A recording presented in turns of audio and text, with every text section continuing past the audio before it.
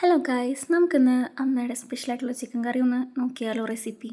ആദ്യമേ തന്നെ നമുക്ക് കുറച്ച് സവാള, ഒരു 3 സവാളയും ഒരു 3 തക്കാളിയും മതി. അത് നമ്മളൊന്ന് നല്ല പീസസ് ആക്കി കട്ടാക്കി സെറ്റാക്കി വെക്കാം. അതിൻ്റെ ഇടയ്ക്ക് ഞാൻ ടി വിയും കാണുന്നുണ്ട് കേട്ടോ. അപ്പോൾ അതേ നമ്മളെല്ലാം അരിഞ്ഞ് സെറ്റാക്കി വെച്ചിട്ടുണ്ട്.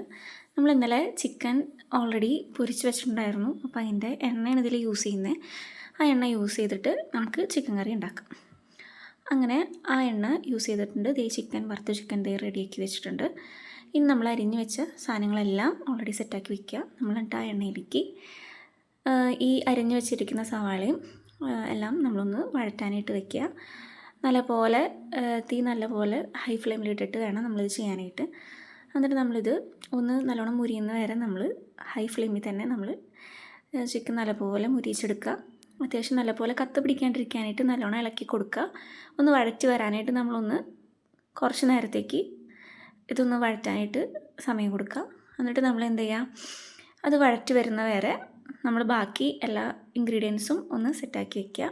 അപ്പോൾ ടൈമൊന്നും വേസ്റ്റ് ആവാണ്ട് നമുക്ക് പെട്ടെന്ന് തന്നെ ഒരു സിമ്പിളായിട്ടുള്ള ചിക്കൻ റെസിപ്പി ഉണ്ടാക്കാം.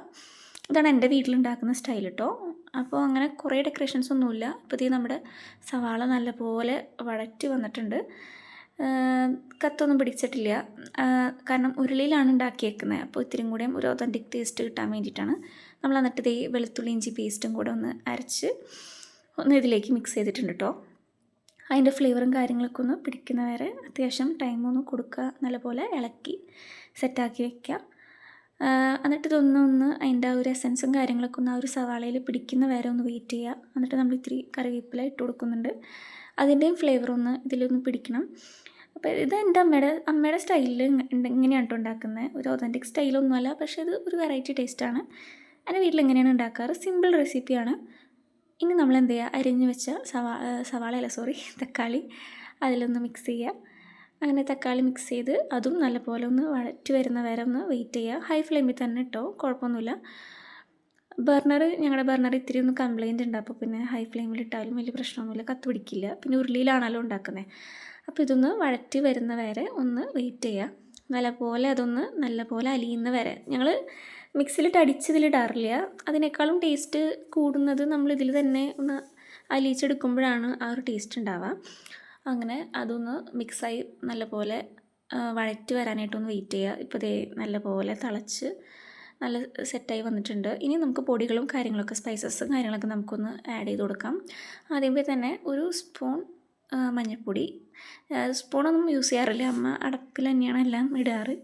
പിന്നെ കുറച്ച് മല്ലിപ്പൊടി, അതും ഒരു സ്പൂൺ തന്നെ ആവശ്യമുള്ളൂ.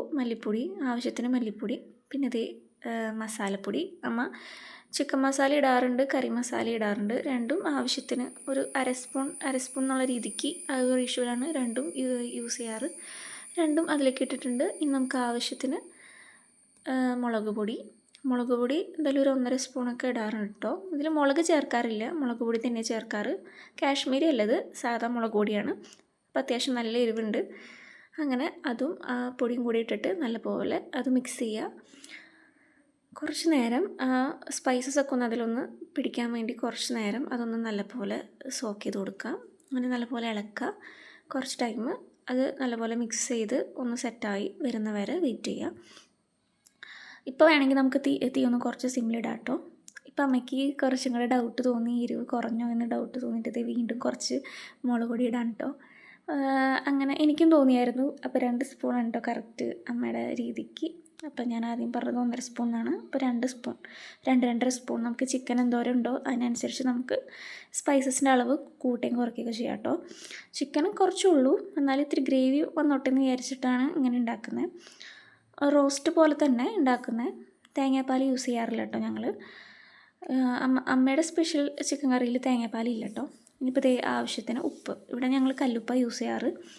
ഞങ്ങൾ പൊടിയുപ്പ് യൂസ് ചെയ്യാറില്ല. കല്ലുപ്പാണ് കുറച്ചും കൂടെ നല്ലതെന്നാണ് എനിക്ക് തോന്നിയിട്ടുള്ളത്. പൊടിയുപ്പിലാകുമ്പോൾ അത്യാവശ്യം കെമിക്കൽസൊക്കെ ഉണ്ടാവുമല്ലോ.